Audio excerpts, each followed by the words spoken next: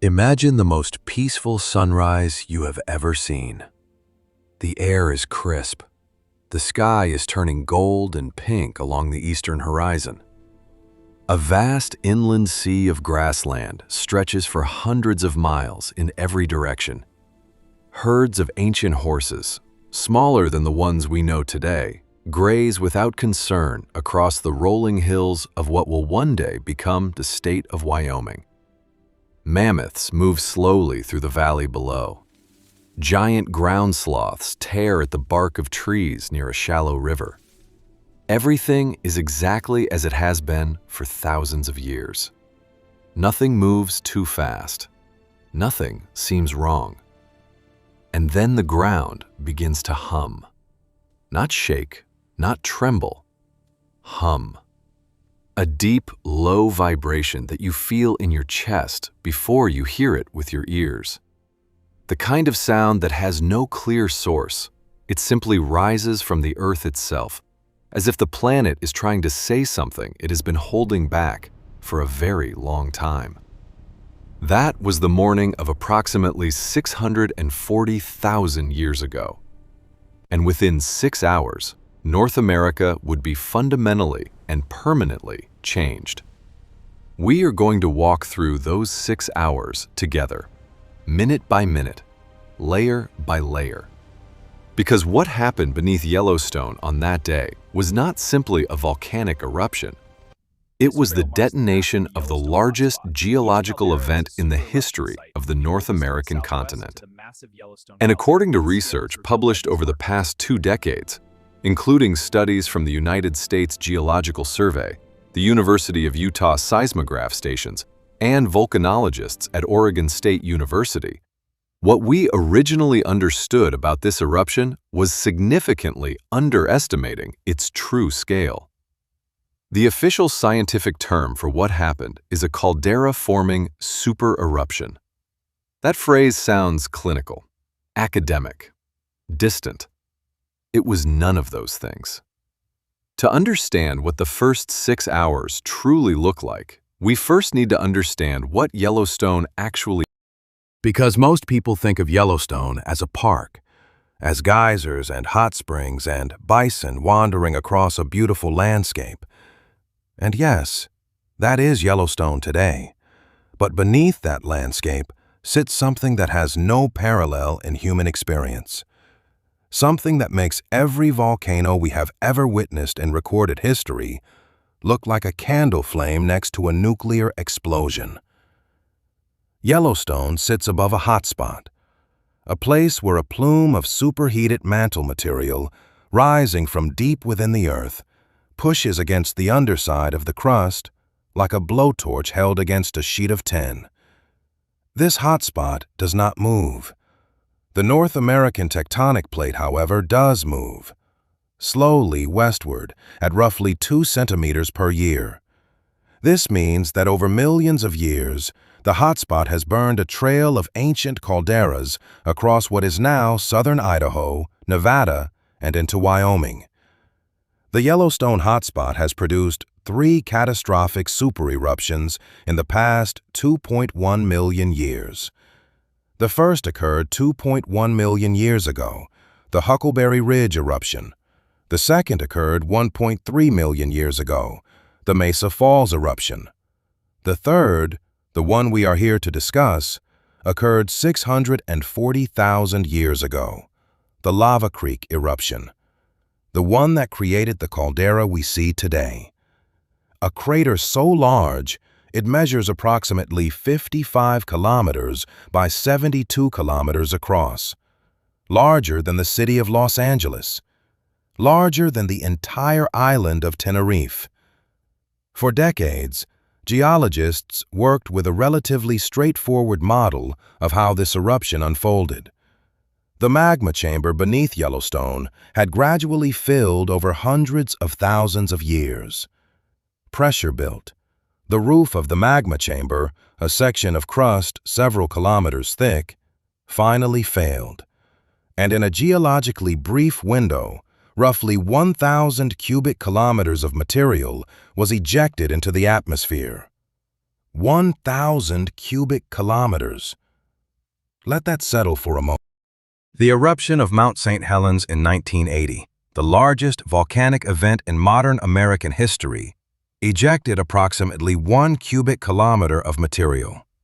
Yellowstone's Lava Creek eruption ejected 1,000 times that volume. The eruption of Mount Pinatubo in the Philippines in 1991, which caused global temperatures to drop by half a degree Celsius for an entire year, ejected roughly 10 cubic kilometers. Yellowstone ejected 100 times more than Pinatubo. But here is where the story gets more disturbing than most textbooks acknowledge.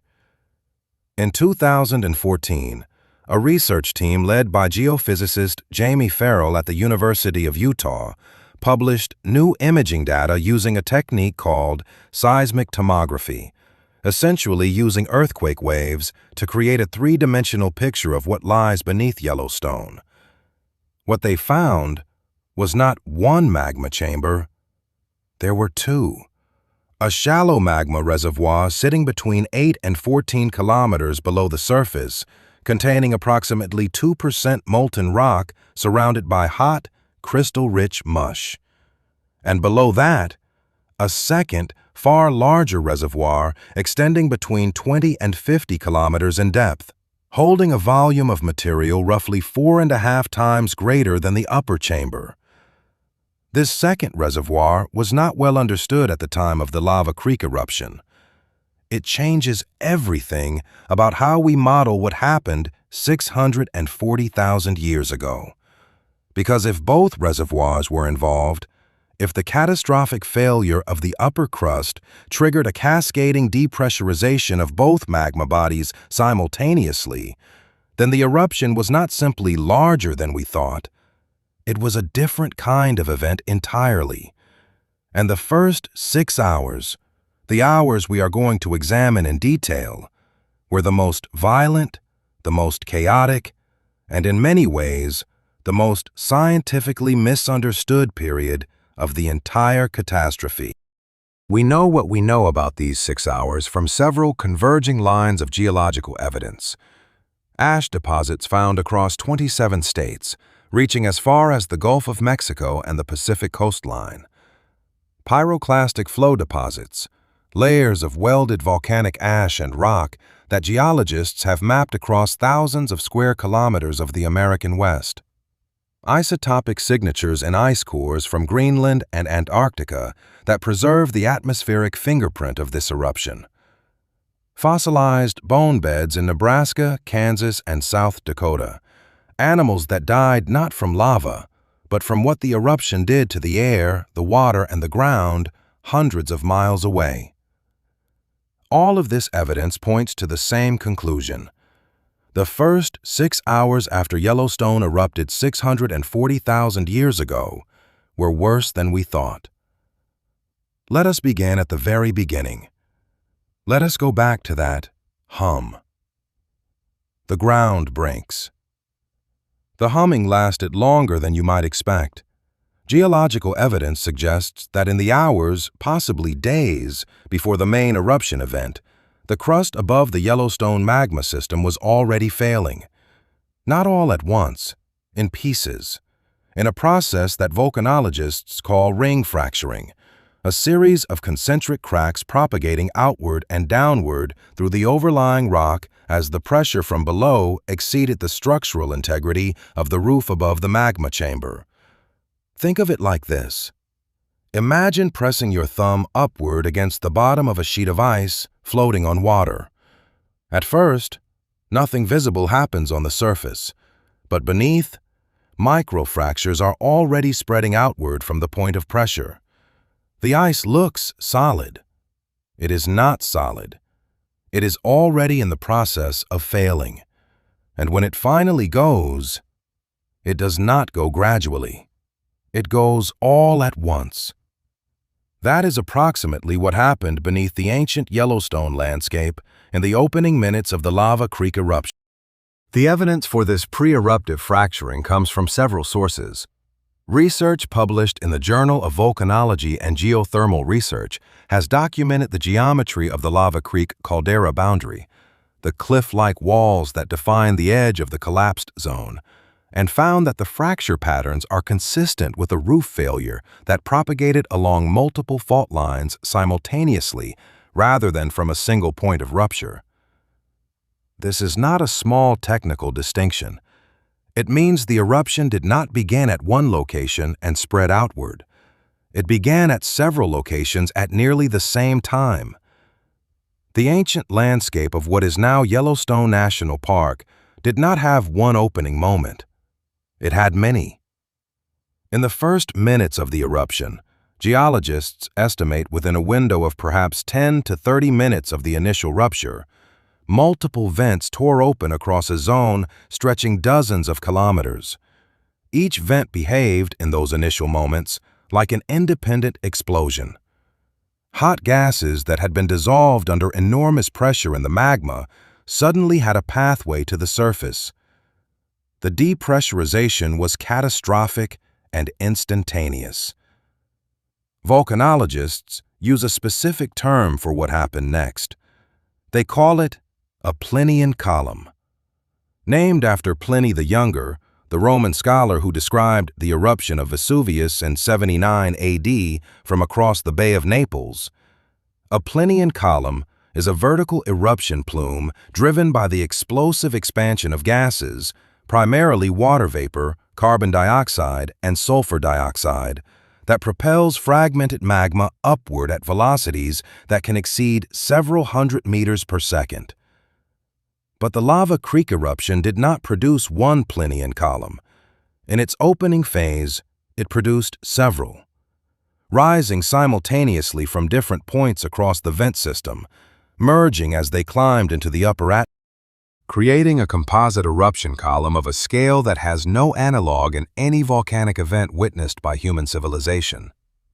How high did it go? Based on the volume and energy calculations derived from deposit thickness mapping, work conducted by the United States Geological Survey team, including researcher Larry Maston, and published in Assessments of Yellowstone's Eruption History, the initial eruption column of the Lava Creek event almost certainly reached the stratosphere within the first 30 minutes. Conservative estimates place the column height at between 40 and 50 kilometers above the surface. Some models suggest it may have briefly exceeded that. For reference, commercial aircraft cruise at approximately 10 to 12 kilometers altitude. The stratosphere begins at roughly 12 kilometers. Weather systems, hurricanes, thunderstorms, everything that shapes our daily climate, exist entirely below that boundary. The Yellowstone eruption column punched 4 to 5 times higher than where weather exists, and it carried with it something that would define the next 6 hours and the next several years with brutal efficiency. It carried ash. Not ash in the way we casually use that word, not the soft gray powder left in a fireplace.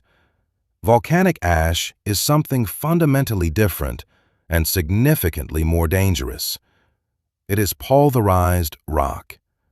Microscopic shards of volcanic glass, silica-rich fragments with sharp edges that do not dissolve in water, do not break down quickly in the lungs, and do not simply blow away in the wind the way ordinary dust does.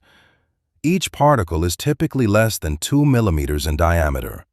The finest particles, called fine ash or distal ash, can remain suspended in the atmosphere for months or years. In the first hour of the Lava Creek eruption, hundreds of cubic kilometers of this material was being driven upward into the stratosphere at velocities that defy easy comprehension.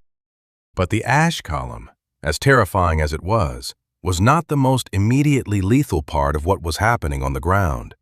That distinction belongs to the pyroclastic flows. A pyroclastic flow is one of the most violent phenomena that a volcanic system can produce. It is a ground-hugging avalanche of superheated gas, ash, and fragmented rock that moves outward from a volcanic vent at speeds that can exceed 300 kilometers per hour. Its internal temperature typically ranges between 200 and 700 degrees Celsius. It does not flow around obstacles the way water does. It engulfs them. It does not thin out quickly with distance. Under the right conditions, it maintains lethal temperatures and velocities for tens of kilometers beyond the vent. In the case of a typical large volcanic eruption, Pinatubo for instance, pyroclastic flows travel perhaps 10 to 20 kilometers from the summit before losing enough energy to stop. The Lava Creek eruption was not a typical large volcanic eruption. Research by geologist Ilya Bindeman at the University of Oregon, published in Geological Assessments of the Yellowstone Caldera System, has helped characterize the extent and volume of the ignimbrite deposits left by the Lava Creek event. Ignimbrite is the rock that forms when a pyroclastic flow cools and consolidates. It is essentially welded volcanic debris, a geological record of where the flow went and how thick it was. The Lava Creek ignimbrite covers thousands of square kilometers of the greater Yellowstone region. In some locations near the caldera margin, these deposits are hundreds of meters thick. Hundreds of meters. Imagine standing in a landscape that looks broadly like Wyoming today, open grassland, river valleys, gentle hills, and watching a wall of superheated gas and fragmented rock moving toward you at the speed of a Formula One racing car, moving faster than any living thing can. Moving faster, in fact, than many aircraft can fly at low altitude. There is no shelter. There is no higher ground that matters. There is no distance you can reach in the time available. For every animal, every ancient horse, every mammoth, every giant ground sloth, within a radius of perhaps 100 kilometers of the Yellowstone vent system, the eruption of 640,000 years ago was not a disaster they survived.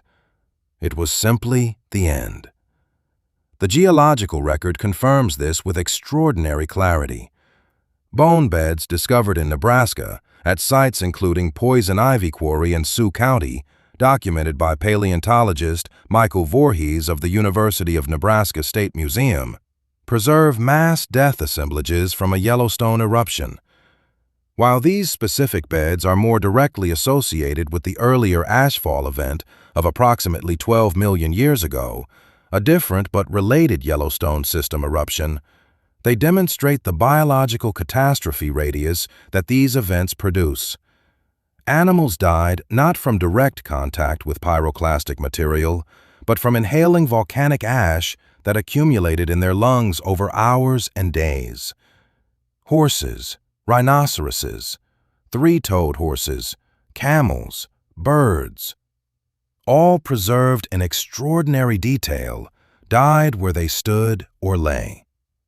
For the Lava Creek eruption 640,000 years ago, similar biological catastrophe was occurring, but at a scale roughly proportional to the eruption's greater size, and we are still only in the first hour. The ground was still breaking. The multiple vent system was still expanding. As material drained from the magma chamber, rapidly, catastrophically, the overlying crust lost its support. The ring fractures that had initiated the eruption now propagated fully, and the roof of the magma chamber began to collapse inward. This process, caldera collapse, is the defining geological event of a supereruption. It is what distinguishes a catastrophic supereruption from a merely enormous conventional eruption. As the crust above the magma chamber drops, sometimes by hundreds of meters, sometimes by more than a kilometer, it dramatically increases the pressure differential at the vent margins. It is, in a brutal physical sense, like pressing down on one side of a tube of toothpaste. The material being ejected at the surface is suddenly driven with even greater force. The caldera collapse at Yellowstone 640,000 years ago produced the depression we see today. 55 by 72 kilometers across, hundreds of meters deep at the time of formation, though subsequent lava flows and sediment deposition have partially filled it in the centuries and millennia since.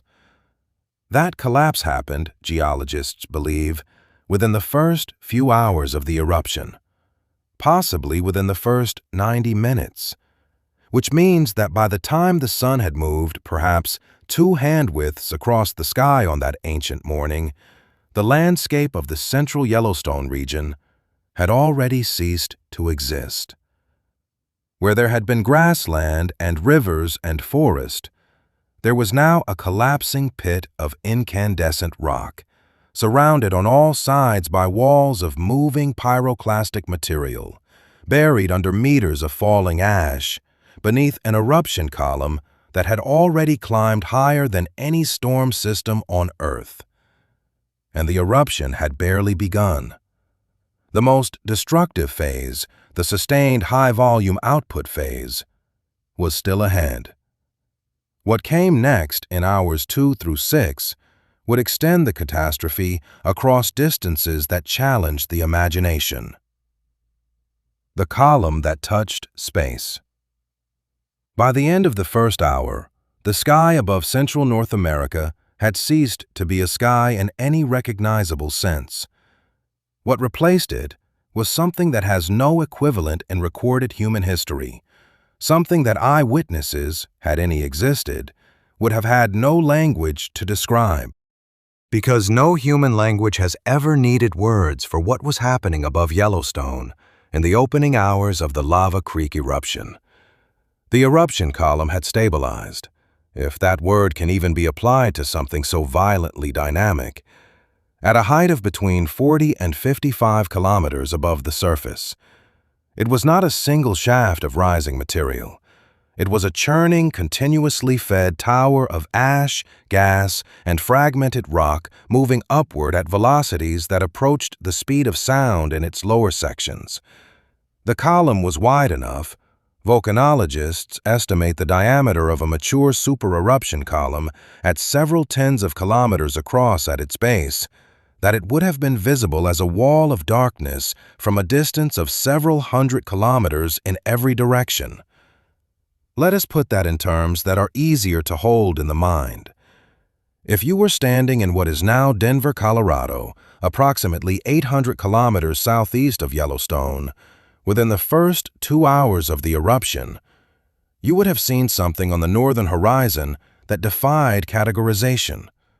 Not a storm, not a cloud bank, a vertical structure, dark, expanding, rising so high that its upper reaches were catching sunlight that had already dropped below your own horizon, glowing faintly at its apex while the world around you was still in pre-dawn shadow. Growing visibly taller as you watched, growing wider, moving toward you. The ash cloud, the umbrella region at the top of the eruption column where rising material spread laterally in all directions, expanded outward from the column summit at speeds that models developed by researchers including Costanza Bonadonna at the University of Geneva suggest could reach several hundred kilometers per hour in large supereruption scenarios. Within the first 2 hours, the ash umbrella was already hundreds of kilometers in radius. Within 6 hours, it had covered an area measured not in thousands, but in millions of square kilometers. But to understand what was happening inside that column, and why it behaved so differently from any eruption column we have directly studied, we need to talk about a phenomenon that volcanologists call column collapse. In a Plinian eruption column, there is a constant competition between two forces: upward momentum, driven by the explosive expansion of gases and the heat of the erupting material, and gravity, pulling the dense ash and rock fragments back toward the Earth. In smaller eruptions, the upward momentum wins. The column rises, spreads at the top, and ash falls out gradually across a wide area.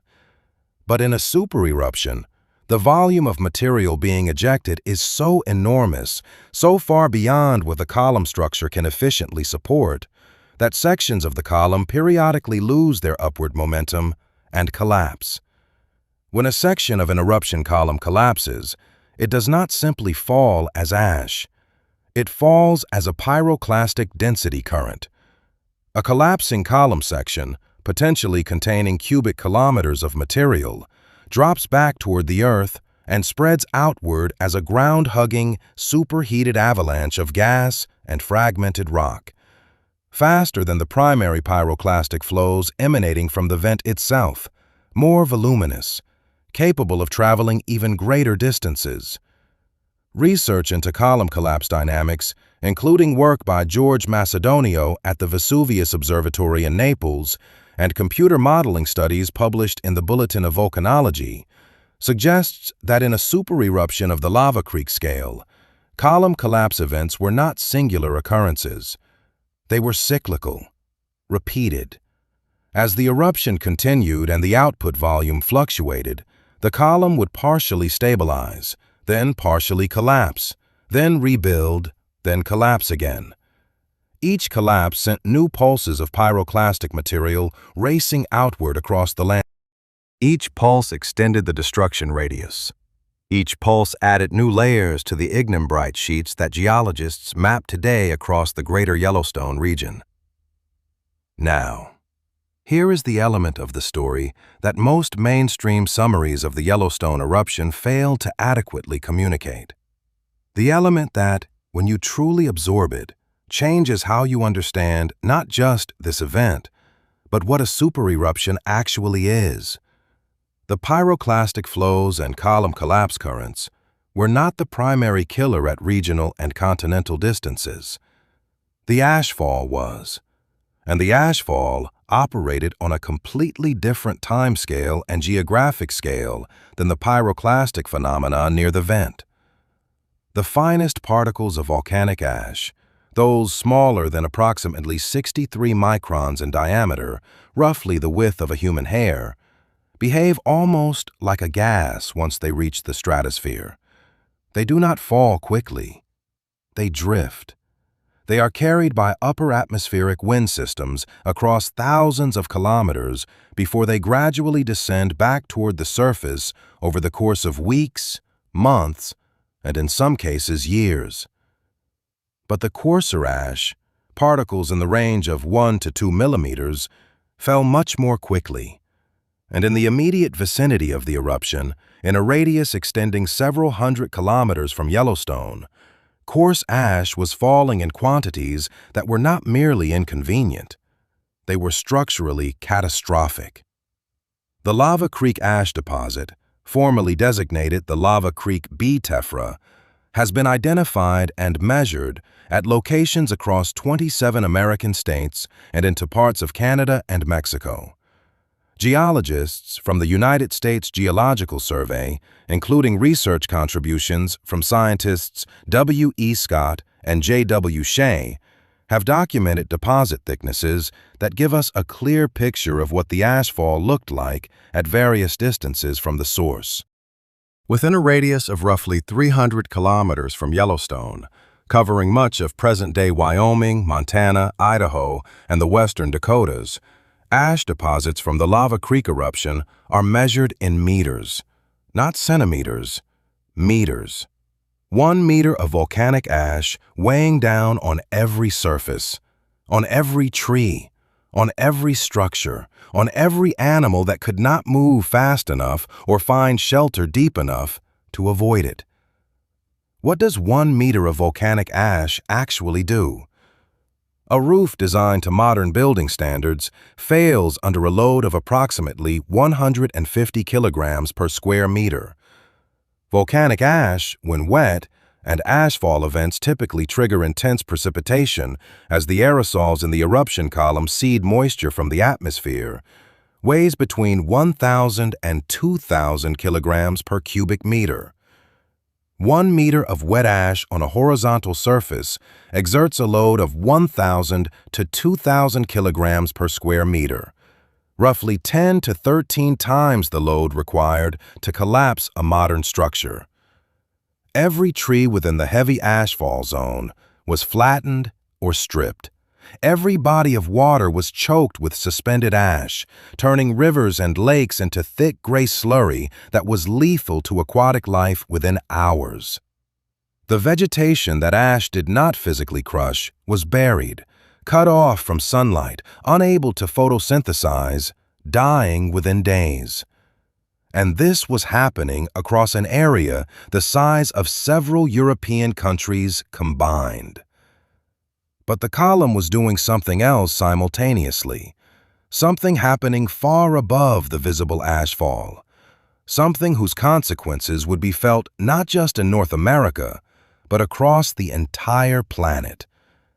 It was injecting sulfur dioxide into the stratosphere in quantities that dwarf any volcanic event in the human geological record. Volcanic sulfur dioxide, once it reaches the stratosphere, undergoes a chemical transformation.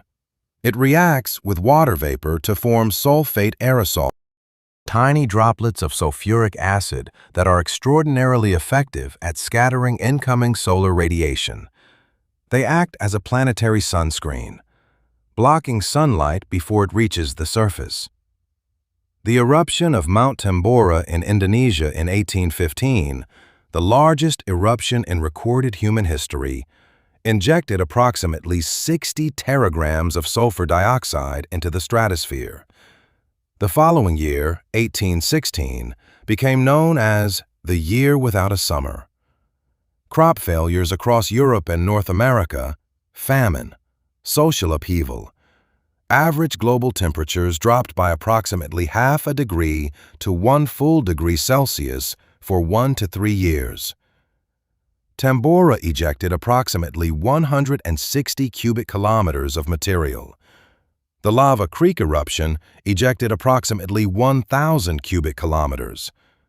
Proportional scaling of sulfur dioxide emissions, accounting for the different magma compositions involved, which affects sulfur content, suggests the Lava Creek eruption may have injected several hundred teragrams of sulfur dioxide into the stratosphere, possibly more.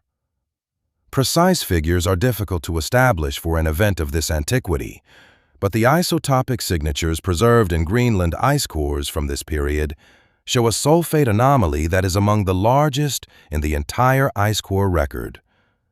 The stratospheric sulfate veil from the Lava Creek eruption did not form over weeks or months. It began forming within hours of the eruption onset, because by hour 3, hour 4 at the latest, the eruption column had been continuously injecting material into the stratosphere for long enough that the first sulfate aerosols were already beginning to spread laterally through the upper atmosphere, carried by the prevailing stratospheric wind patterns across North America, across the Atlantic, and beginning to circle the globe. The planet's thermostat was being adjusted. From beneath a landscape that 6 hours earlier had been peaceful grassland under a quiet dawn sky. We are now approaching the midpoint of those 6 hours. The eruption column is at full intensity. The caldera collapse is either complete or nearly complete. Pyroclastic flows have buried the landscape within a radius of perhaps 100 to 150 kilometers. Ashfall is blanketing the American West under accumulations ranging from centimeters at the margins to meters near the source. And something else is beginning to happen. Something that the geological record captures in extraordinary detail, but that receives almost no attention in popular accounts of the Yellowstone eruption.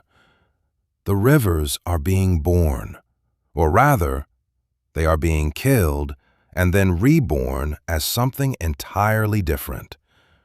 The massive volumes of ash and pyroclastic material being deposited across the regional watershed were not simply sitting inertly on the landscape. They were interacting with the river systems of the American West in ways that produced secondary catastrophes hundreds of kilometers from the eruption itself. Lahars, volcanic mudflows created when water mixes with loose volcanic debris, were forming in every river valley that had sufficient water flow to mobilize the ash deposits. A lahar is not a river. It is closer to wet concrete, moving at speeds of between 20 and 60 kilometers per hour, carrying boulders the size of houses within its flow, capable of traveling hundreds of kilometers down river valleys before finally losing enough energy to stop. The Snake River system, the Missouri River headwaters, the Platte River drainage. All of these river systems and dozens of smaller tributaries were being transformed in real time into lahar channels, carrying the Yellowstone eruption's debris hundreds of kilometers beyond the range of any direct pyroclastic or ashfall effect. Animals and ecosystems that had survived the initial ashfall, that had found shelter or had been just far enough from the vent, were now facing a secondary catastrophe arriving from an unexpected direction. From the rivers, from the water they depended on for survival, which had become poison. And still, we have not yet reached hour 6. The event that makes the final phase of this opening catastrophe uniquely devastating, the element that elevates it from a regional catastrophe to a continental one, was still approximately 2 hours away. It involved the wind, and it involved a quantity of ash so large that it reshaped the topography of an entire continent. The wind decides everything. There is a moment in every great catastrophe when the disaster stops being local, when it stops being something happening to one place, one landscape, one ecosystem, and becomes something happening to a world. For the Lava Creek eruption, that moment arrived somewhere between hours 3 and 4. It arrived on the wind. To understand what happened next, we need to briefly step back from the ground, from the collapsing caldera, from the pyroclastic flows burying the Wyoming landscape, from the lahars churning down river valleys, and look at the atmosphere from above. Because the atmosphere in the Middle Pleistocene epoch, 640,000 years ago, was governed by the same fundamental circulation patterns that govern it today. The jet stream, the prevailing westerlies, the high-altitude wind systems that circle the planet in relatively predictable bands, carrying heat, moisture, and in this case, volcanic ash across continental distances. The Yellowstone hotspot sits at approximately 44 degrees north latitude. At that latitude, the prevailing upper atmospheric winds blow from west to east. This is not a minor detail. This is the single most consequential geographical fact about the Lava Creek eruption's impact on the North American continent, because it means that the ash cloud, the hundreds of cubic kilometers of fine particulate material being continuously injected into the stratosphere by the eruption column, was not spreading equally in all directions. It was being carried, systematically, relentlessly, eastward, across Wyoming, across Nebraska and Kansas, across Iowa and Missouri, across the entire width of the North American continent, and then continuing across the Atlantic Ocean, across Europe, across Asia, until it had circled the planet. Geologists call the pattern left by this process the Ashfall Isopack Map. An isopack map shows lines of equal deposit thickness, essentially a topographic map of the ashfall, with each contour line representing a different depth of accumulated ash. The isopack map for the Lava Creek B tephra, compiled from hundreds of sample sites across North America by researchers at the United States Geological Survey and published in Foundational Studies of Yellowstone's Eruptive History, is one of the most striking documents in all of volcanology. It shows an ash deposit that extends roughly 2,500 kilometers to the east of Yellowstone. 2,500 kilometers.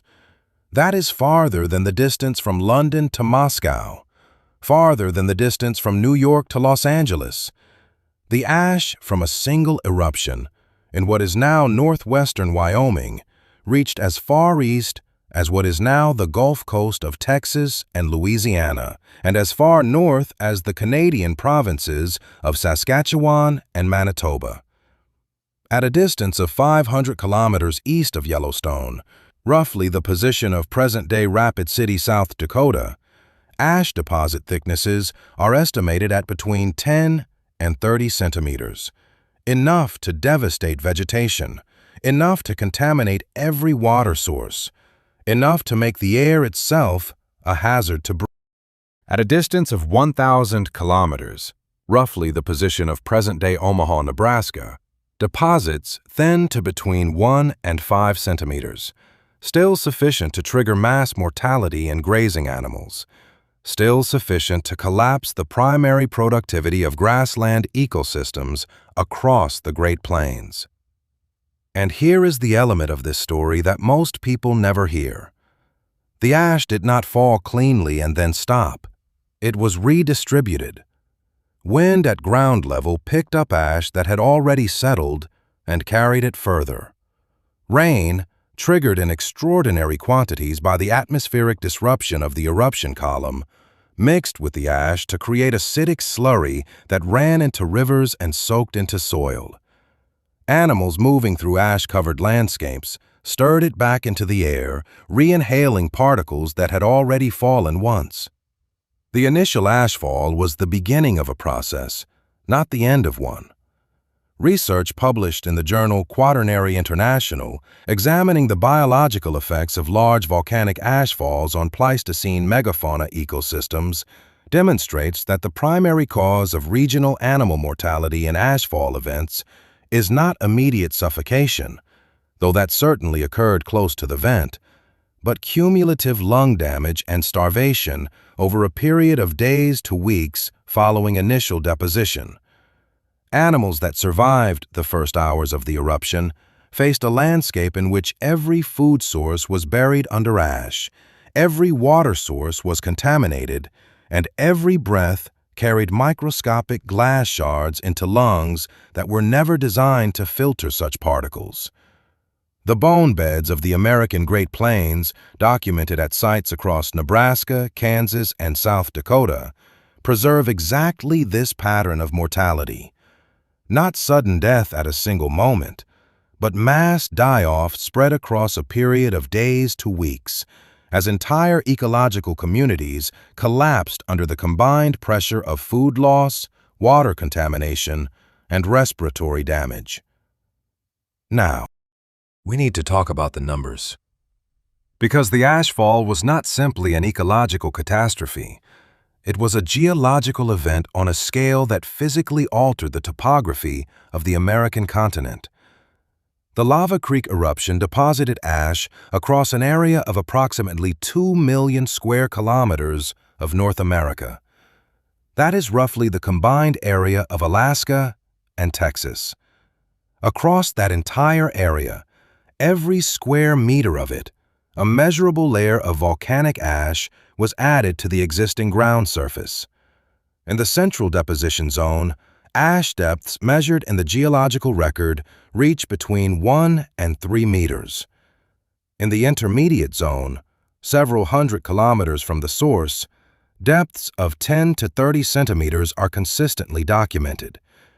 In the distal zone, the outer margins of the deposit, approaching 2,000 kilometers from Yellowstone, ash layers of 1 to 5 centimeters have been identified and chemically fingerprinted to the Lava Creek eruption by their unique geochemical signature.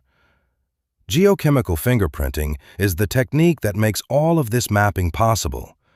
Each volcanic eruption produces ash with a specific chemical composition, a unique ratio of silica, aluminum, iron, calcium, sodium, and other elements that acts as a geological fingerprint.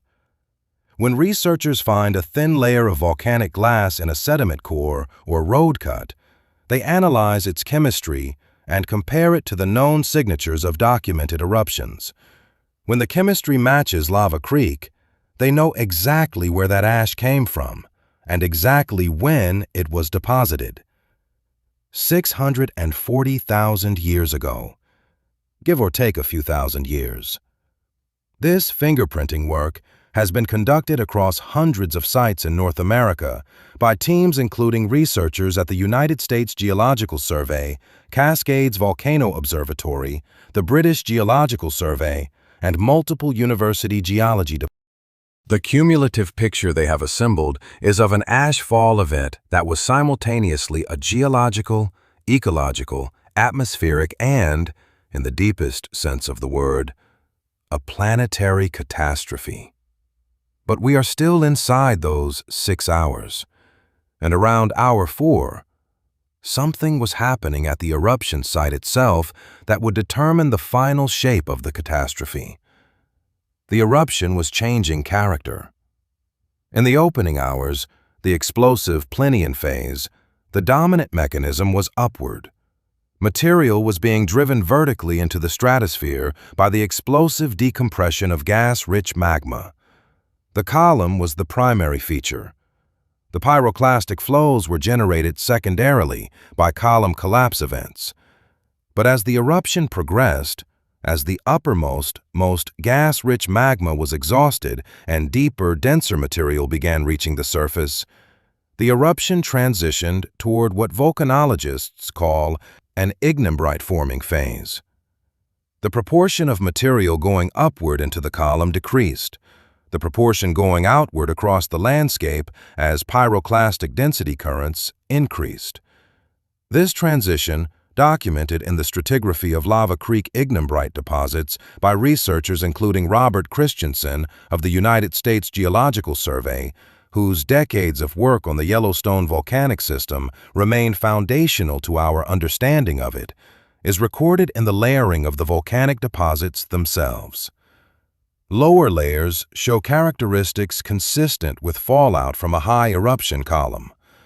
Upper layers show the welded high-temperature characteristics of voluminous pyroclastic flows emplaced rapidly across a wide area. The eruption was, in its later stages, putting more material on the ground rather than in the air, which sounds, counterintuitively, like it might be less dangerous at distance. It was not. It was more dangerous at distance.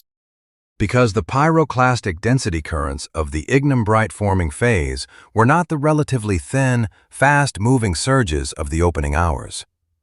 They were thick, massive, moving more slowly, perhaps only 100 to 150 kilometers per hour rather than 300, but carrying vastly greater volumes of material, and flowing, not just outward from the vent, but channeled by the existing topography of river valleys and low-lying terrain into corridors that extended the reach of hot pyroclastic material far beyond what the simple radius from the vent would suggest. River valleys that ran toward Yellowstone, and there were many given the elevated terrain of the greater Yellowstone Plateau, became conduits, funneling pyroclastic material outward and downward, sometimes for distances of 150 to 200 kilometers from the caldera margin, into terrain that might otherwise have been beyond the direct reach of the flows. Animals sheltering in valley terrain, the instinctive refuge during any surface disturbance, were in many cases in the most dangerous positions. The open uplands, counterintuitively, offered better survival prospects, at least from the pyroclastic flows. The ashfall, of course, respected no such topographic distinction. By hour 5, the landscape within a radius of approximately 150 kilometers of the Yellowstone caldera had been physically remade. The pre-eruption surface, the grasslands, the river valleys, the forested slopes, was buried under tens to hundreds of meters of volcanic material. The rivers had been dammed in multiple places by pyroclastic debris, creating temporary lakes that would persist for thousands of years before eventually draining. The topography itself had changed. Hills had been buried, valleys had been filled. A new surface, built of ash and ignimbrite and welded pyroclastic rock, had been laid over the ancient landscape like a shroud. And the eruption was still ongoing. The ash column was still rising, still feeding material into the stratosphere, still building the sulfate aerosol layer that would, over the coming months, begin to alter temperatures across the entire northern hemisphere. But something else was happening at hour 5. Something that the geological record captures only indirectly, but that atmospheric scientists modeling supereruption dynamics have identified as a near-certain consequence of an event of this scale. The weather was breaking. Not the long-term climate effects of the stratospheric aerosol veil. That would develop over weeks and months. Something more immediate, more local, and in its own way, more dramatic. The eruption column, a tower of hot gas and ash rising 50 kilometers into the atmosphere, was creating its own weather system. As the column pushed through the troposphere, the lowest layer of the atmosphere where weather exists, it was creating enormous convective instability. Cold air rushing in at low levels to replace the rising hot column. Violent updrafts and downdrafts around the column margins.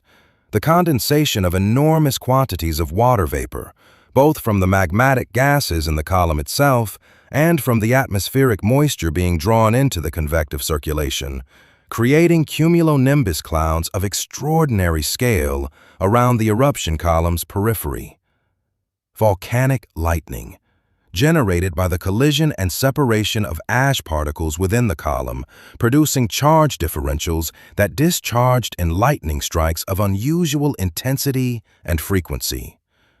Researchers studying the 1980 eruption of Mount St. Helens documented hundreds of lightning strikes within and around the eruption column. The Lava Creek column, orders of magnitude larger, almost certainly produced electrical activity of a scale and intensity without parallel. Volcanic hail. Ash particles in the upper column, coated with ice as they entered the cold upper troposphere, falling back to Earth as unusual rounded pellets of ash-coated ice, documented in deposit layers from historical large eruptions and almost certainly produced in enormous quantities during the Lava Creek event. Acid rain. Sulfur dioxide mixing with atmospheric water vapor to form dilute sulfuric acid, falling across the landscape around the eruption column in rainfall that was corrosive to vegetation, to soil chemistry, and to the skin and eyes of any animal caught in the open.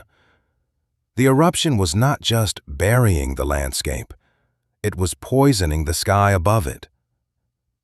Hour 6 was approaching, and with it came the moment that modern volcanologists, when they model this event, consistently identify as the point of maximum total energy release.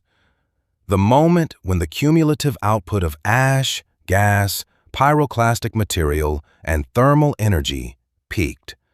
The moment when the Lava Creek eruption reached the apex of its destructive power. What happened in that final hour of the opening catastrophe was not a single dramatic event. It was a convergence. Every process we have described, the ashfall, the pyroclastic flows, the lahars, the atmospheric disruption, the volcanic weather system, reached its maximum simultaneous intensity at approximately the same moment. And the combined effect of all these processes operating at full power across a landscape the size of a continent produced consequences that are still being studied, still being debated, and in some respects, still being understood. What those consequences were, and what they tell us about the world that existed on the other side of those 6 hours, is what we need to examine next. The 6th hour. There is a concept in physics called superposition. It describes the state of a system in which multiple forces, multiple waves, multiple processes are all operating simultaneously, and their combined effect is not simply the sum of their individual contributions, but something qualitatively different. Something that emerges from the interaction of all those forces at once, in the same place, at the same time.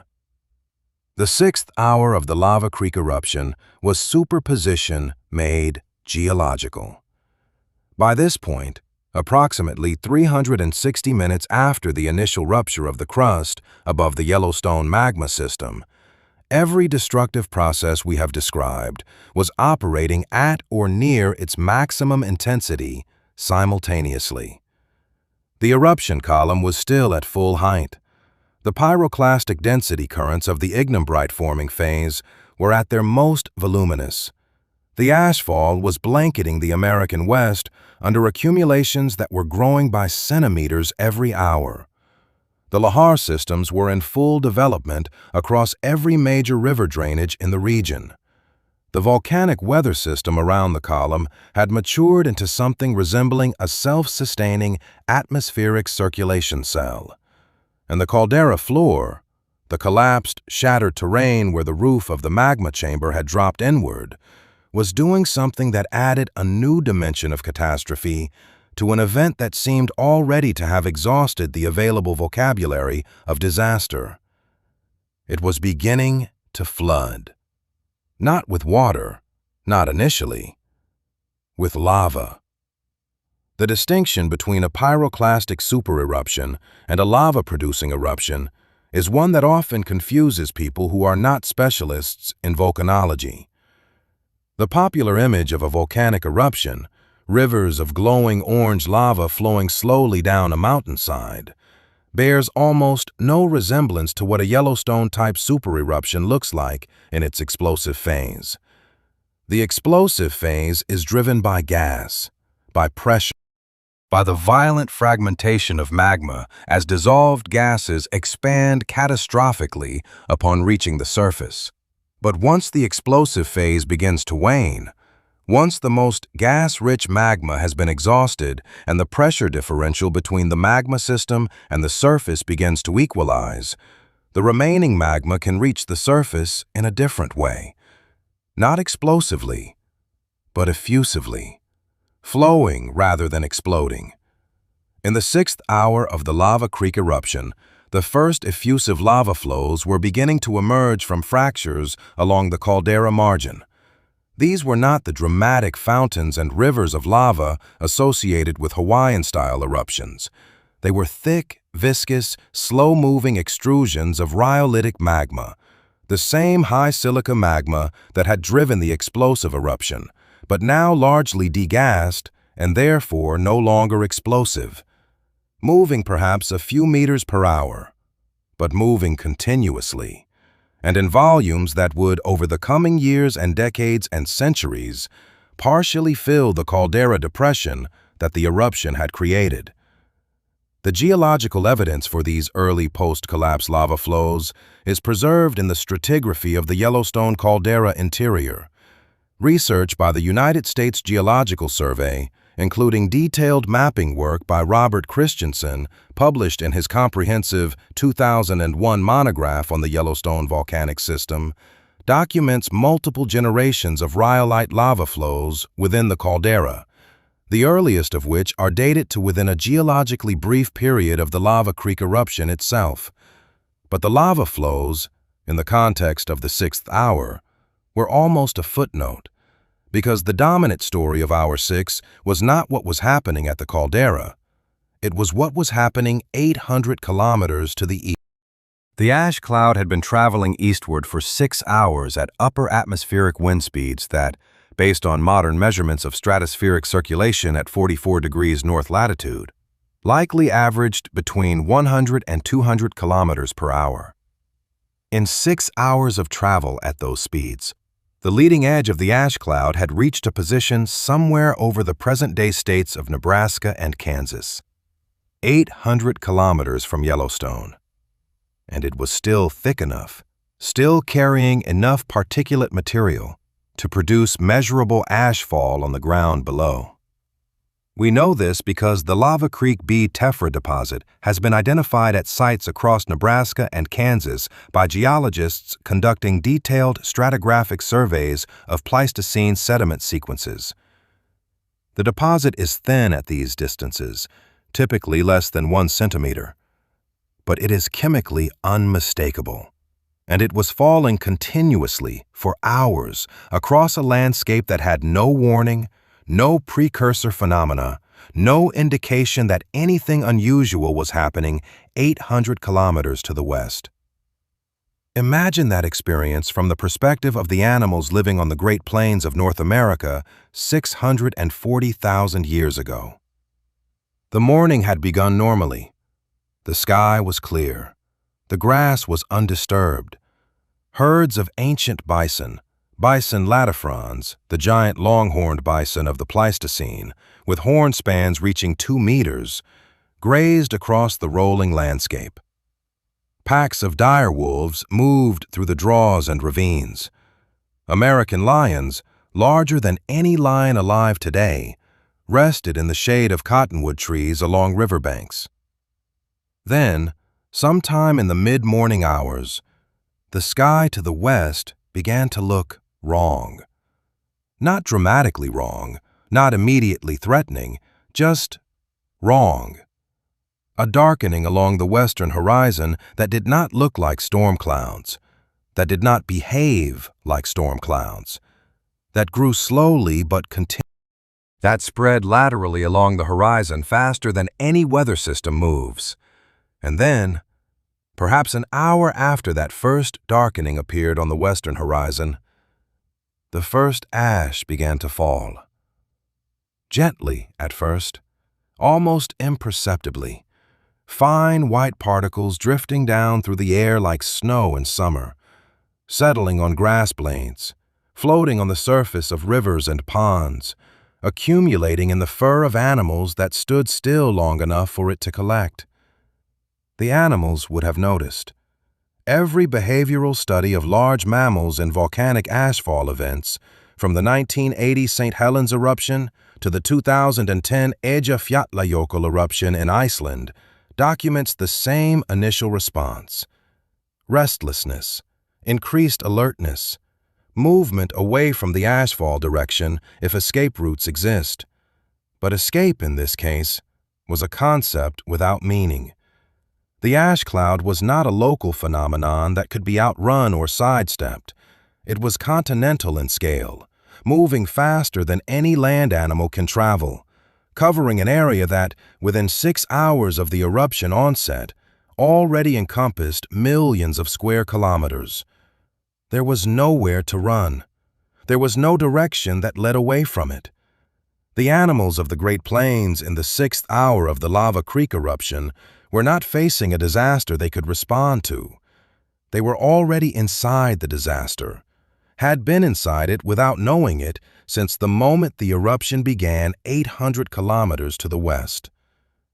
Now, here is the scientific detail that most popular accounts of the Yellowstone eruption overlook entirely. The detail that, when volcanologists and atmospheric scientists examine the full evidence, emerges as one of the most significant and most disturbing aspects of the event's impact. The ash was not the only thing traveling east on the wind. The sulfur dioxide was ahead of it. Sulfur dioxide, SO2, is a gas. It travels with the wind at wind speeds, not at the slower settling velocities of ash particles, which means that by the 6th hour of the eruption, the sulfur dioxide plume had already traveled significantly farther east than the visible ash cloud. It had already begun reacting with atmospheric moisture to form sulfuric acid aerosols and sulfurous acid at ground level as well as in the stratosphere. Ground-level sulfur dioxide concentrations in the immediate vicinity of large volcanic eruptions are well documented as immediately lethal to animals and vegetation. At the distances we are discussing, several hundred kilometers from the vent, concentrations would have been significantly lower, but they would not have been negligible.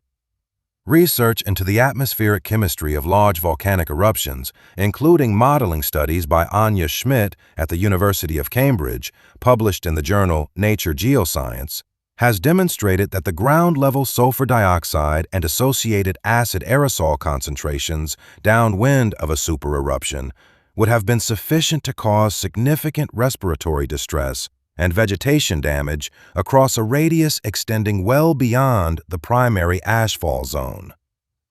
The Great Plains ecosystem of 640,000 years ago was being chemically attacked from above before the ash even arrived. Acid deposition on vegetation. Elevated sulfur dioxide concentrations in the air. Disruption of soil chemistry by acidic rainfall. These processes were operating across an enormous geographic area, an area significantly larger than the visible ashfall footprint, in the 6th hour of the eruption. And they were operating invisibly. No darkened sky, no falling ash, just air that smelled wrong, grass that tasted wrong, water that burned slightly going down, and animals that were beginning, without understanding why, to feel. By the end of hour 6, the Lava Creek eruption had produced consequences across 5 distinct geographic zones, each with its own character and its own timeline of destruction. The innermost zone, roughly 0 to 50 kilometers from the caldera, no longer existed as a landscape in any recognizable sense. It was buried under hundreds of meters of pyroclastic material. The pre-eruption surface was gone. The rivers were gone. The vegetation, the soil, the animal life, all of it entombed under a layer of volcanic rock that would, in some areas, persist for millions of years before erosion began to reveal the ancient landscape beneath. The second zone, roughly 50 to 150 kilometers from the caldera, was a landscape of devastation. Covered under meters of ash and ignimbrite, every surface feature buried or destroyed. Rivers choked with volcanic debris and running as lahars. Vegetation eliminated. Air quality lethal to any animal without shelter or the ability to leave the zone entirely, which no animal in this zone could do in the time available. The third zone, roughly 150 to 500 kilometers from the caldera, was a landscape of severe ecological disruption. Ashfall measured in tens of centimeters, water sources contaminated, vegetation buried or stripped, air quality severely degraded by ash and sulfur compounds, animal mortality beginning, not from immediate pyroclastic effects, but from the cumulative biological consequences of ash inhalation, food source destruction, and water contamination. This was the zone of slow death, the zone where the bone beds of the Pleistocene preserved the most complete record of the eruption's biological impact. The fourth zone, roughly 500 to 1,500 kilometers from the caldera, was a landscape experiencing something that contemporary observers might not immediately have recognized as volcanic in origin. Thin ashfall, slightly acidic, a sky that was growing progressively darker, not from the ashfall itself, but from the stratospheric aerosol layer beginning to reduce the transmission of solar radiation. Temperatures beginning, very gradually, imperceptibly at first, to drop. This was the zone of coming winter, of the months-long volcanic cooling that would follow the eruption and reshape the ecological communities of the entire continent. The fifth zone, everything beyond approximately 1,500 kilometers, including the entire eastern half of North America, Europe, Asia, and the global ocean, was experiencing the very beginning of what would become a years-long climate perturbation. The stratospheric sulfate veil was spreading. The reduction in solar radiation was beginning. The planet's energy balance was shifting. Not dramatically, not yet, but measurably, and in a direction that would have profound consequences for ecosystems and species across the entire northern hemisphere. 5 zones, 5 different expressions of the same catastrophe, all of them originating from the same moment, the rupture of the crust above the Yellowstone magma system, and all of them unfolding simultaneously across a continent. By hour 6, the Lava Creek eruption had become something more than a geological event. It had become a planetary one. And the world that existed on the other side of those 6 hours, the world that the surviving animals, the surviving ecosystems, the surviving continental landscape would wake up to in the days and weeks and months that followed, was not the world that had existed before. It was something new, something colder, something darker, something emptied of enormous portions of the biological richness that had characterized the Middle Pleistocene North American ecosystem, something that would take thousands of years to begin recovering, and something that, in its very shape and structure, bears the fingerprints of those 6 hours to this day. The story of what came after, of the volcanic winter, of the ecological collapse, of the slow and extraordinary recovery of life across a devastated continent, is a story that deserves its own telling. But first, we need to stand at the edge of hour 6 and look back at what those 360 minutes had produced.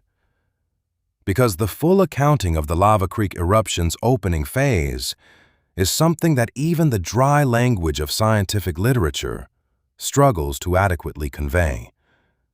In 6 hours, approximately 1,000 cubic kilometers of material had been ejected from beneath the surface of the Earth. In 6 hours, the landscape of the Central American West had been physically remade under hundreds of meters of volcanic debris. In 6 hours, an ash cloud had spread across an area of several million square kilometers, covering more than half the North American continent under measurable ashfall. In 6 hours, every major river system in the American West had been transformed from a source of life into a channel of volcanic destruction. In 6 hours, the stratospheric aerosol layer that would cool the planet for years had begun to form and spread. In 6 hours, the megafauna of the American West, the mammoths, the ancient horses, the giant ground sloths, the dire wolves, the American lions, had been subjected to a biological catastrophe from which regional populations would never recover. In 6 hours. Less time than it takes to fly from New York to London. Less time than a full working day. Less time in some cases than it takes a modern city to organize an emergency response to a localized disaster. 6 hours. And the eruption was still going. The world that remained. Dawn came on the 7th hour, or rather, something came that occupied the position in the sky where dawn had previously existed. A lightening of the darkness, a shift from absolute black to deep. A grudging, partial acknowledgement by the sun that it was, technically, morning. But the light that reached the surface of North America on the morning after the first 6 hours of the Lava Creek eruption was not the light of an ordinary sunrise. It was filtered, attenuated, passing through a stratospheric column of ash and sulfate aerosol that had already begun to fundamentally alter the planet's relationship with its own star. The world that existed on the other side of those 6 hours was recognizable in its basic geography. The Rocky Mountains were still there. The Great Plains still extended eastward toward the Mississippi drainage. The ancient forests of the Pacific Northwest still clung to their slopes. The continental coastlines had not moved. But in almost every other meaningful sense, it was a different world. Let us begin with what the science actually tells us about that world, because this is where the story transitions from catastrophe to consequence, from the event itself to its aftermath, and the aftermath of the Lava Creek eruption documented across hundreds of geological and paleontological sites across North America, is in many ways more scientifically remarkable than the eruption itself. The first thing to understand about the post-eruption landscape is the silence. Not metaphorical silence, literal silence. In the zones of total pyroclastic coverage, the innermost 100 to 150 kilometers around the caldera, there was no bird song, no insect sound, no wind moving through vegetation because there was no vegetation. No water moving in river channels because the rivers had been blocked, diverted, or transformed into lahar systems carrying volcanic slurry rather than. The soundscape of that landscape, if any organism had been present to perceive it, would have been reduced to the creak and crack of cooling pyroclastic rock, the occasional distant rumble of continued eruption activity from the still active vent system, and the fall of ash. Just the fall of ash. Continuous, quiet, relentless. The paleontological record of the Lava Creek eruption's biological impact is fragmentary, far less complete than we would like given the timescale involved, but what it preserves is extraordinarily informative. Research by paleontologist John Alroy, whose comprehensive database of North American mammal fossil occurrences has been published in multiple analyses in the journal Science and Paleobiology, allows us to track the broad patterns of megafauna presence and absence across the Pleistocene epoch. The Middle Pleistocene, the period immediately surrounding the Lava Creek eruption, shows patterns in the fossil record that are consistent with significant regional faunal disruption. Species that were abundant in pre-eruption deposits become rare or absent in post-eruption deposits across the American West. The precise attribution of specific extinctions to the Lava Creek event, as opposed to other environmental pressures of the Middle Pleistocene, remains a subject of active scientific debate. Correlation in the fossil record is not causation, and paleontologists are appropriately cautious about drawing direct lines between a single geological event and patterns of species disappearance. But the circumstantial evidence is powerful. The Lava Creek eruption occurred at a moment when North America hosted one of the most diverse large mammal faunas in the planet's history. Mammoths of multiple species, mastodons, 5 or more species of ancient horses, giant ground sloths reaching weights of several tons, glyptodonts, armored relatives of modern armadillos the size of small cars, American camels, short-faced bears, the largest terrestrial mammalian carnivore in North American history, saber-toothed cats of the genus Smilodon in their earlier forms, American lions, dire wolves, cheetah-like cats, pronghorn relatives of multiple species. This was a continent of giants, and the Lava Creek eruption hit it at full force.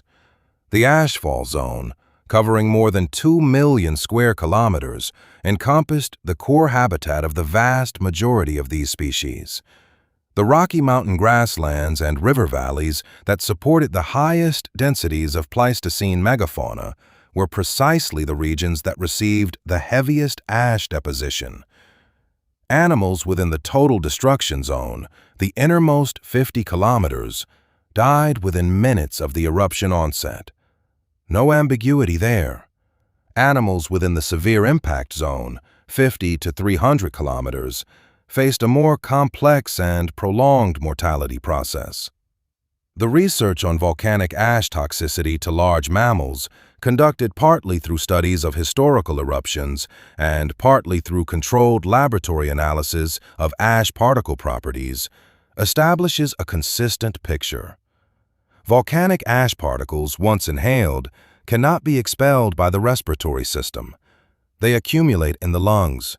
They cause inflammation. They impair gas exchange. In animals exposed to continuous ashfall over periods of days, the accumulation becomes fatal. not through sudden suffocation, but through a progressive deterioration of respiratory function over a period of days to weeks.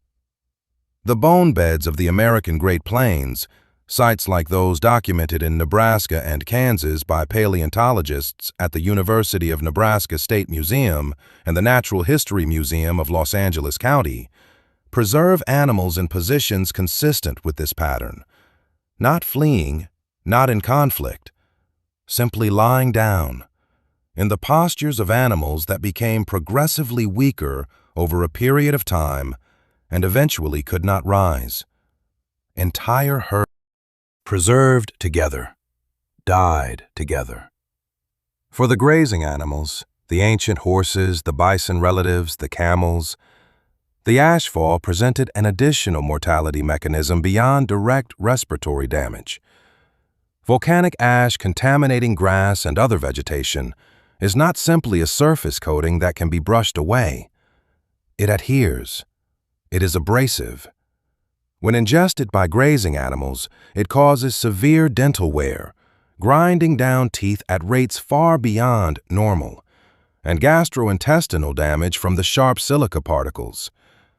Animals that managed to continue grazing through the ashfall were, in effect, slowly destroying their own digestive systems with every mouthful. The Ashfall Fossil Bed State Historical Park in Nebraska, preserving the bone bed associated with a different but related Yellowstone system eruption approximately 12 million years ago, provides perhaps the most visceral visual demonstration of this process. Excavated and documented by Michael Voorhees of the University of Nebraska, the site shows complete skeletons of rhinoceroses, horses, camels, and birds, all preserved in life position in a single layer, showing the distinctive patterns of dental and skeletal pathology consistent with volcanic ash inhalation and ingestion. The Lava Creek eruption produced the same process, at 10 times the scale, across a landscape 10 times the size. Now we need to address the atmospheric consequences, because the biological catastrophe on the ground, devastating as it was in some ways the smaller half of the Lava Creek eruption's legacy. The larger half was what it did to the sky. The stratospheric sulfate aerosol layer produced by the Lava Creek eruption did not dissipate quickly. Unlike tropospheric aerosols, which are washed out of the atmosphere by rain within days to weeks, stratospheric aerosols persist for months to years. They circle the globe repeatedly on the prevailing stratospheric wind systems. They spread from their point of injection at mid-latitudes toward both poles, and they continuously scatter incoming solar radiation, reducing the amount of sunlight reaching the surface. How much cooling did the Lava Creek eruption produce? This is one of the most actively debated questions in the scientific literature on Pleistocene climate. Direct temperature proxies for this specific period, ice cores, ocean sediment records, pollen sequences, exist, but their resolution is insufficient to isolate the effects of a single eruption event at 640,000 years ago with complete confidence. What we can do is model the expected cooling based on the known physics of stratospheric aerosol forcing, scaled to the estimated sulfur dioxide emissions of the Lava Creek eruption.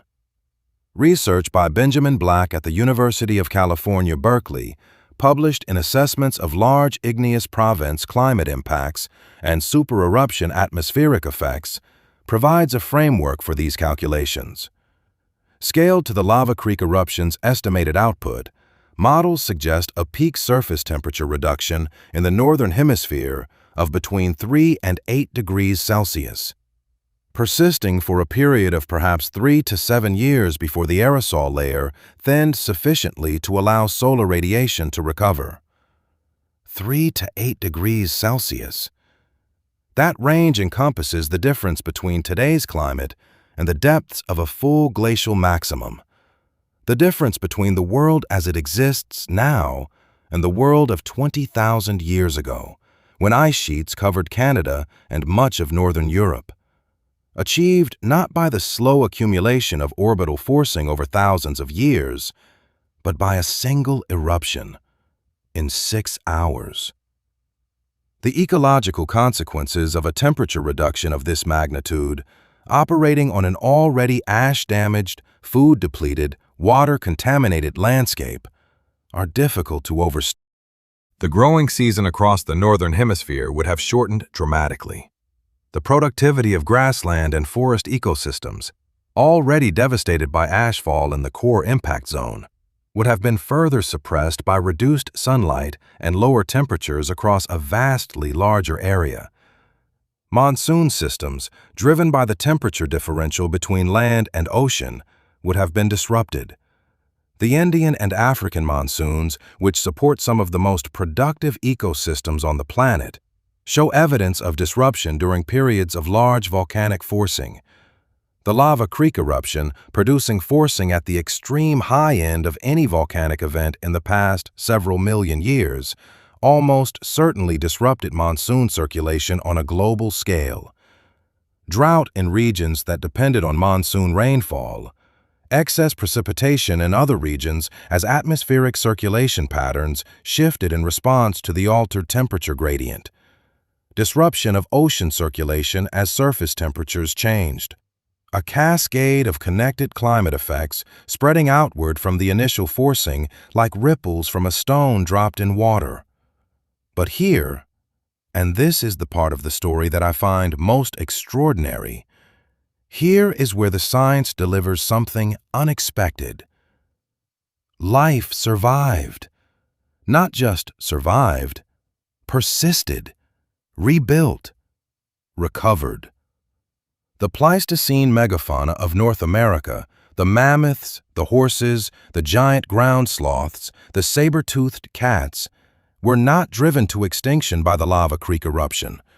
The populations were devastated, regionally eliminated across large portions of the American West, reduced to refugia, isolated pockets of surviving habitat in areas beyond the worst of the ashfall and climate disruption.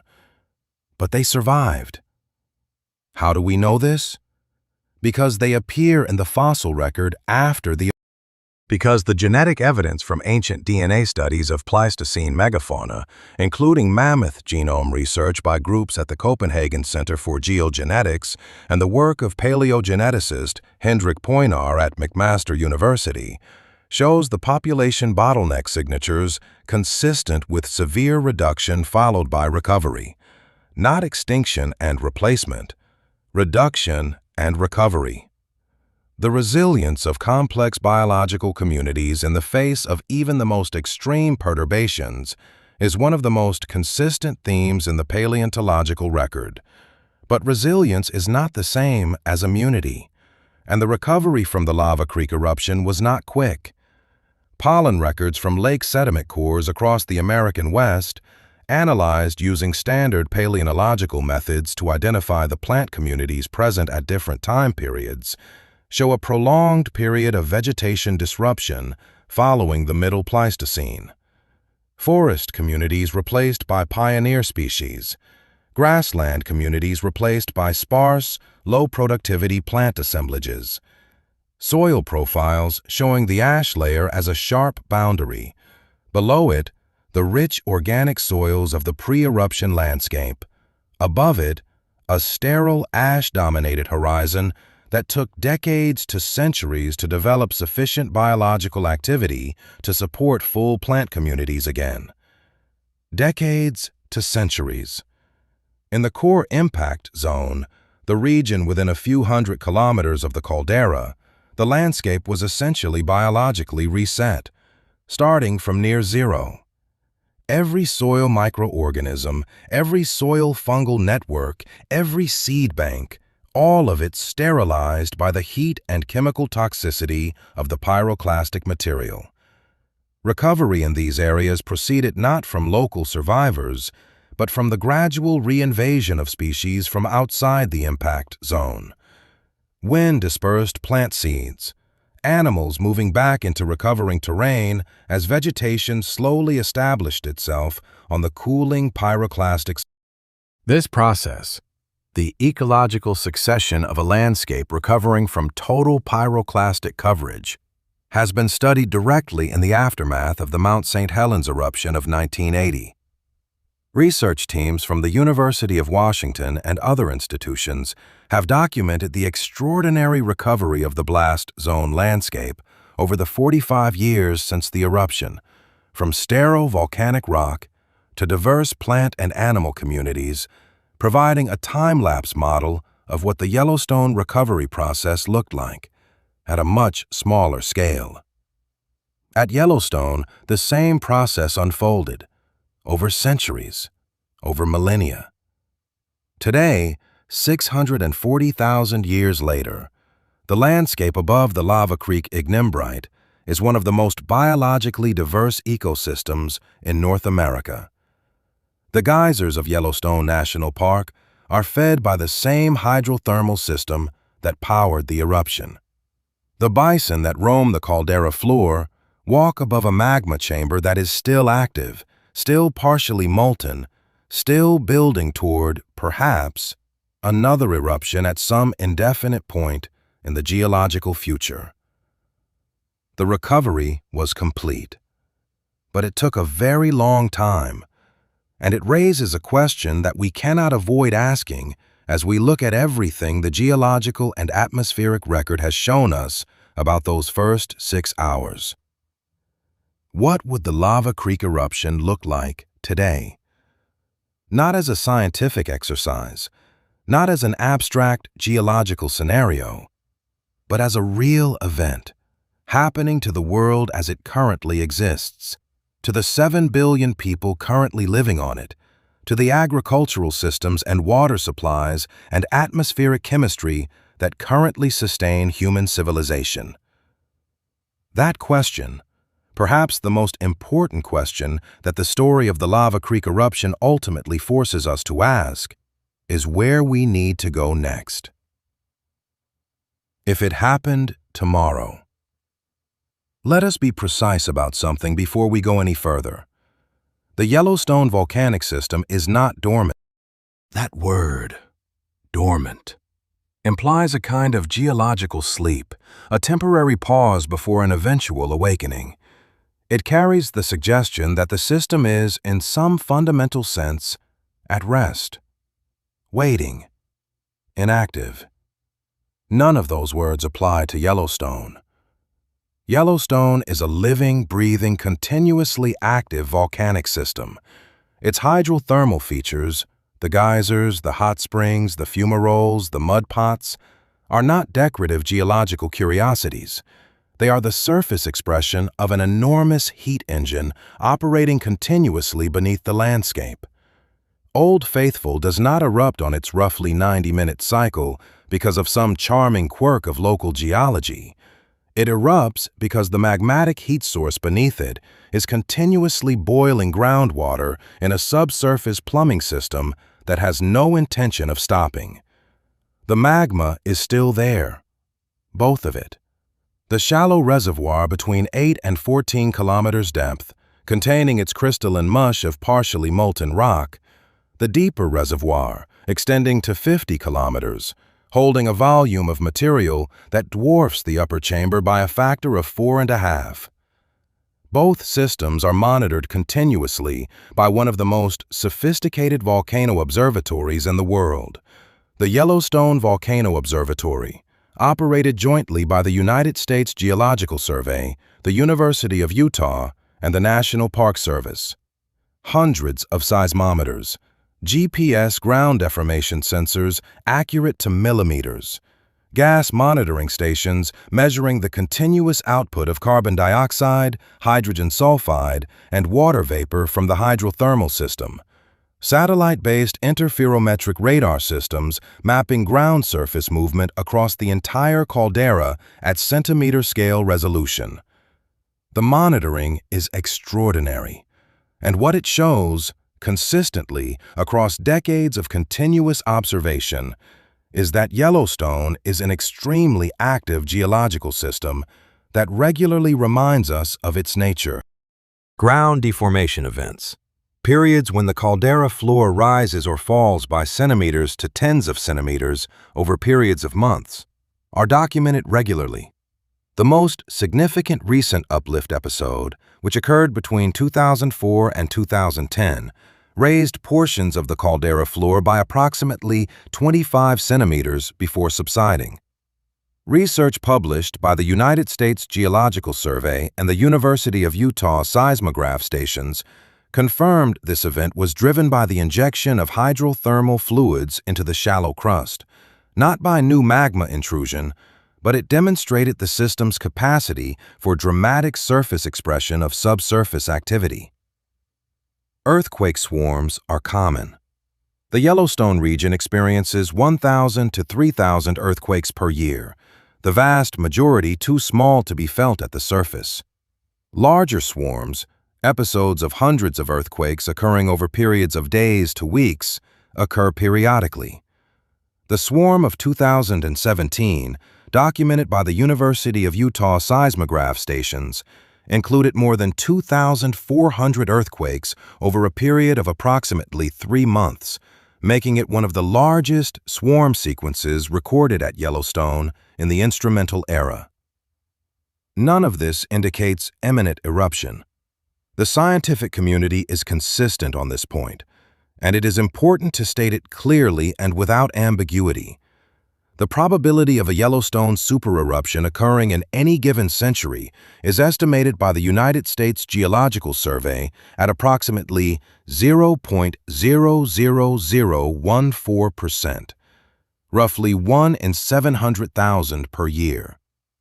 The system has produced 3 supereruptions in 2.1 million years.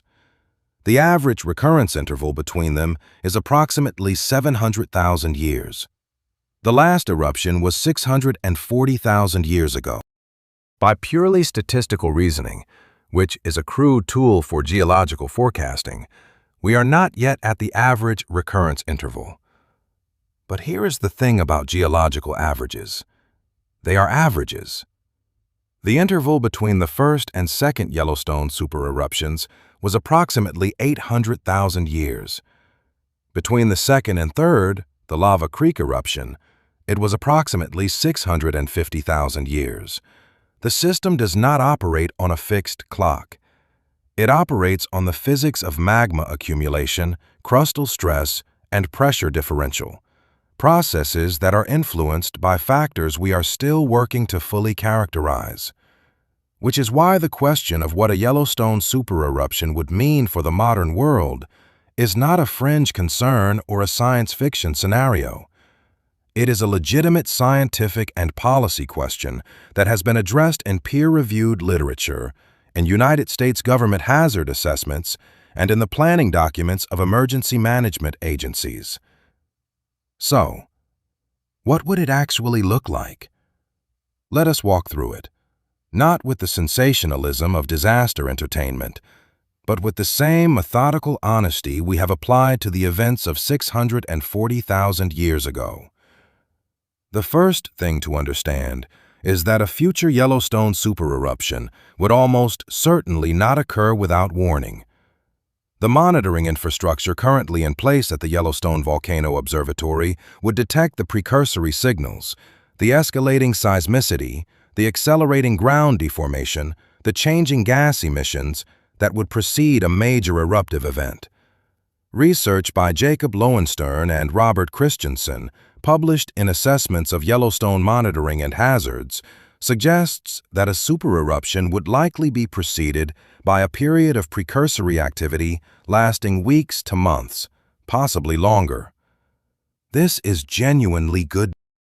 It means that, unlike the animals of the Pleistocene, the human population of the modern American West would have warning, time to act, time to evacuate. The question is whether that time would be sufficient, and whether the systems required to use that time effectively actually exist. The evacuation zone for a Yellowstone supereruption, defined as the area in which pyroclastic flows and immediate ashfall would be immediately life-threatening, encompasses an enormous portion of the American West. The states of Wyoming, Montana, and Idaho would be essentially uninhabitable within hours of eruption onset. Portions of Utah, Colorado, and the Dakotas would face severe hazard conditions. The total population of this immediate evacuation zone, depending on precisely how it is defined, numbers in the millions. Moving millions of people in a matter of weeks across a road network that would be progressively degraded by earthquake activity and ashfall as the precursory sequence intensified, using fuel supplies that would be disrupted by the same infrastructure damage. This is not a logistical problem with an easy solution. But the immediate evacuation zone is not where the story of a modern Yellowstone eruption gets truly complicated. It gets complicated at distance. The ashfall from a Lava Creek-scale eruption, distributed by prevailing westerly winds across the eastern two-thirds of the continental United States, would not simply inconvenience the regions downwind. It would shut them down completely. A study published in 2014 by researchers Jarvis, Jeunesse, and colleagues in the journal Geochemistry, Geophysics, Geosystems, examining the infrastructure impacts of volcanic ashfall from a Yellowstone supereruption, modeled the effects on the road network, the electrical grid, the water treatment infrastructure, and the agricultural systems of the continental United States. The findings were stark. At ash accumulations of 1 centimeter, the threshold reached across an enormous portion of the American Midwest and Great Plains in their model. Road travel becomes severely impaired. Ash clogs air filters in vehicle engines, causing failure within minutes of exposure. Runway surfaces become dangerously slippery, grounding all aviation. Railways are blocked by ash accumulation on tracks and electrical failures caused by ash-induced short circuits. At accumulations of 10 centimeters, reached across a significant portion of the American West in their model, virtually all transportation infrastructure fails. Buildings begin experiencing structural stress. Water treatment plants fail as ash overwhelms filtration systems. Agricultural machinery cannot operate.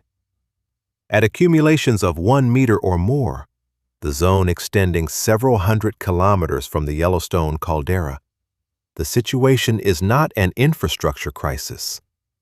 It is a burial. The continental United States produces approximately 40% of the world's corn supply and approximately 30% of its soybean supply. The primary production zones for both crops, Iowa, Illinois, Indiana, Nebraska, Kansas, Minnesota, lie directly in the ash fall path of a Yellowstone supereruption. A single growing season lost across this region, not even a permanent loss, just one season of failed crops, would represent a food supply disruption without precedent in human history. But it would not be a single season. Volcanic ash in agricultural soils does not simply disappear after one growing season. Depending on depth and particle size, it can suppress agricultural productivity for multiple seasons. It alters soil pH. It physically impedes root development. It reduces soil biological activity by eliminating the microbial communities that drive nutrient cycling. Research into the agricultural effects of the 1980 Mount Helens ash fall on farming areas of eastern Washington state, documented by agricultural researchers at Washington State University, found measurable impacts on crop yields for 2 to 3 growing seasons following the eruption. And St. Helens deposited ash in centimeter quantities across its agricultural impact zone. A Yellowstone supereruption would deposit ash in meter quantities across a zone that includes the agricultural heartland of the United States. The global food system consequences of losing American agricultural output for multiple consecutive growing seasons in a world of 8 billion people, many of whom depend directly or indirectly on American grain exports, are not difficult to extrapolate. They are catastrophic. But we are not done, because the ashfall and its direct infrastructure consequences, devastating as they are, represent only the regional dimension of the catastrophe. The global dimension is the stratospheric aerosol forcing, the volcanic winter. Modern climate models, applied specifically to a Yellowstone supereruption scenario by researchers including Alan Robach at Rutgers University, whose work on volcanic climate forcing has been published extensively in geophysical research letters and other major journals, suggest peak global temperature reductions of between 3 and 10 degrees Celsius persisting for periods of 1 to 3 years, with partial recovery extending over a decade or more. A global temperature reduction of 5 degrees Celsius, well within the modeled range, would reduce the growing season across the northern hemisphere by weeks to months, would shift precipitation patterns dramatically, would reduce the productivity of agricultural systems not just in the United States, but across the entire northern hemisphere, Europe, Russia, China, India, the entire grain belt of the world, simultaneously. The last time the Earth experienced a temperature reduction of this magnitude, during the last glacial maximum approximately 20,000 years ago, the total human population of the planet was perhaps 1 million people. Scattered bands of hunter-gatherers whose subsistence strategies were adapted to cold, low-productivity environments. The current human population is 8 billion, dependent on an agricultural system that was built for the climate that exists now, that has no redundancy for a 3 to 5 degree global temperature reduction, that has global supply chains calibrated to normal conditions, not to the simultaneous failure of agricultural production across multiple continents. This is not speculation. This is the straightforward application of known physics and documented agricultural relationships to a geological scenario that the Earth has already produced 3 times in the past 2 million years. And here is the question that the scientific literature raises but rarely answers directly. Are we prepared? The honest answer, documented in hazard assessments by the United States Geological Survey, in emergency management planning documents, in academic analyses of volcanic risk and societal resilience, is partially. The monitoring is excellent. The science is excellent. The understanding of what a Yellowstone supereruption would produce, geologically, atmospherically, ecologically, agriculturally, has advanced enormously in the past 30 years and continues to advance. The preparedness infrastructure, the food reserves, the evacuation planning, the international coordination mechanisms for responding to a simultaneous multi-continental agricultural crisis, lags significantly behind the scientific understanding.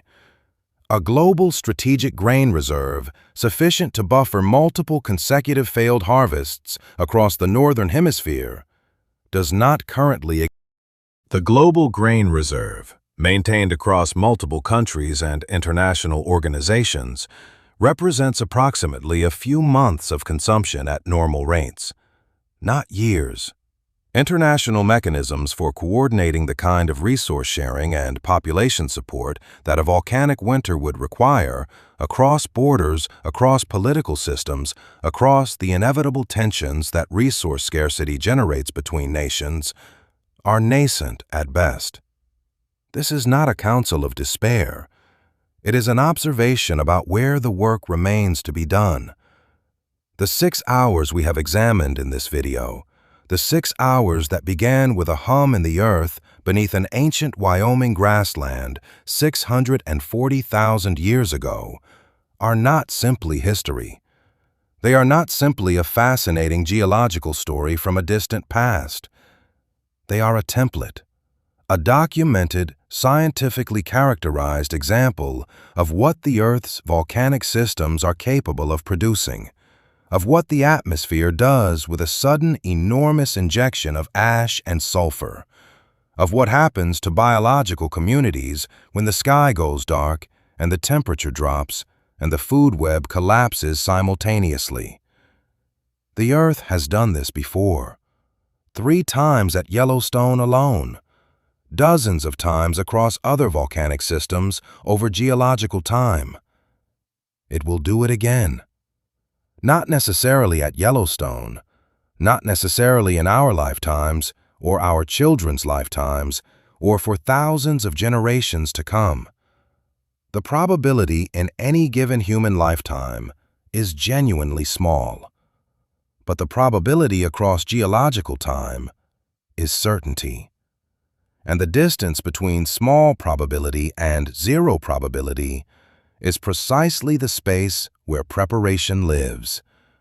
The researchers at the Yellowstone Volcano Observatory are watching every day, every seismometer reading, every GPS measurement, every gas emission sample. They are watching with instruments and methodologies that would have seemed like magic to the scientists of a century ago. They will see it coming.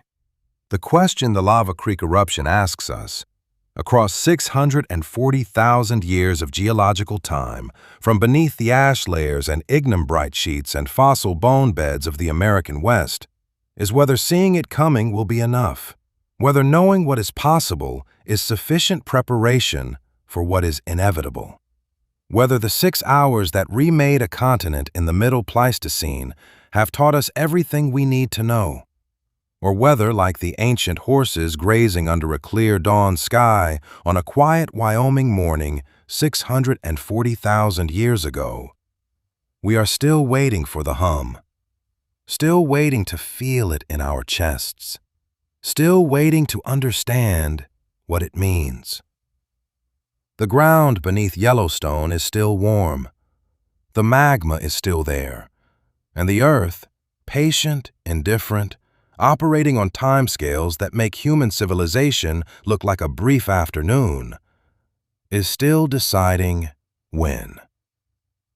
What do you think? Could modern civilization survive a Yellowstone supereruption? Do you believe our preparedness is sufficient? Share your thoughts in the comments below, because this is exactly the kind of question that deserves more than one answer. The magma is still there, and the Earth, patient, indifferent, operating on timescales that make human civilization look like a brief afternoon, is still deciding when. What do you think? Could modern civilization survive a Yellowstone supereruption? Do you believe our preparedness is sufficient? Share your thoughts in the comments below, because this is exactly the kind of question that deserves more than one answer.